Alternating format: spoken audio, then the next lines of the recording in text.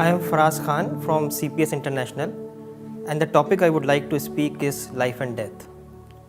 I think from our day-to-day social experiences, we can easily figure out that death is the rarely discussed topic of our lives, despite of its immense importance.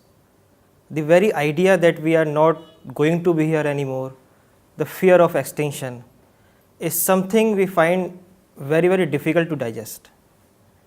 It is so hard, so strange for us to believe that a life which is full of hope and aspirations would one day end without any prior notice.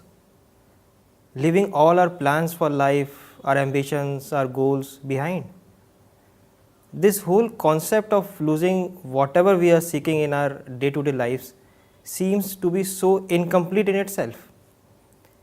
It just does not corroborate with the meaningful creations of God all around us.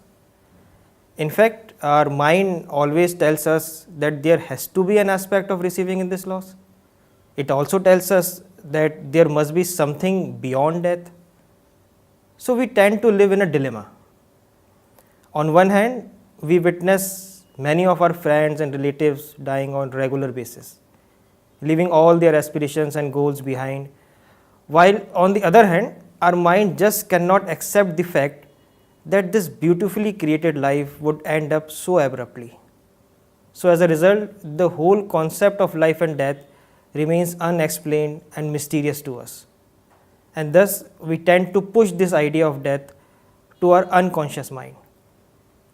But the good news is, this dilemma can be explained, and that too very convincingly.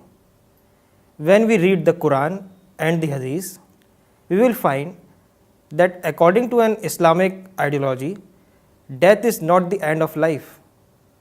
It is not the end of life but a door, on either side of which there exists a world. On one side, we have an incomplete and a temporary world, and on the other side, God has assured us of a complete and a permanent world. On one side, we have a world which is full of problems, and on the other side, we have a problem-free world. Now, this is a very positive definition of death, and it certainly carries a very higher meaning.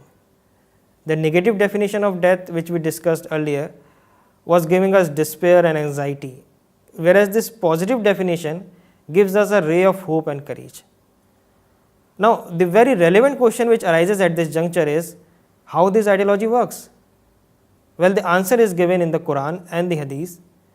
The ideological aspect of the death is given in a Quranic verse which states, every human being is bound to taste death. While the applied aspect of death is given in a Hadith of Prophet Muhammad ﷺ, where he says, frequently remember death, the destroyer of all pleasures. Now, what this Hadith is telling us? It is telling us to actively think about death. You know, for us, the idea of death is a part of our unconscious mind. But this Hadith is asking us to start thinking about it on active basis, to make it a part of our living memory, to make it a part of our conscious mind. You know, we are living in a present day culture of right here, right now.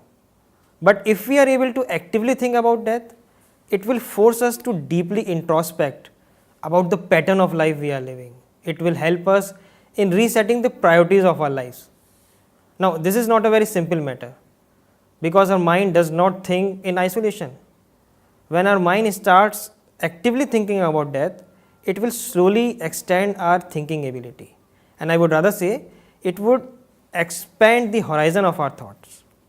From the present right here, right now culture, we will now start thinking of how to make ourselves worthy of a life which is beyond death, which is much bigger, and which is eternal in nature.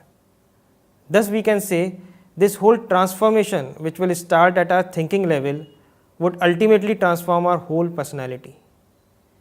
So, idea of death, which was earlier a very negative and a fearful concept, would be converted into an effective tool, a tool which can be used to change our life for a better future, a future which not only covers the pre-death period of our life, but also the much important eternal part of our life. Thank you.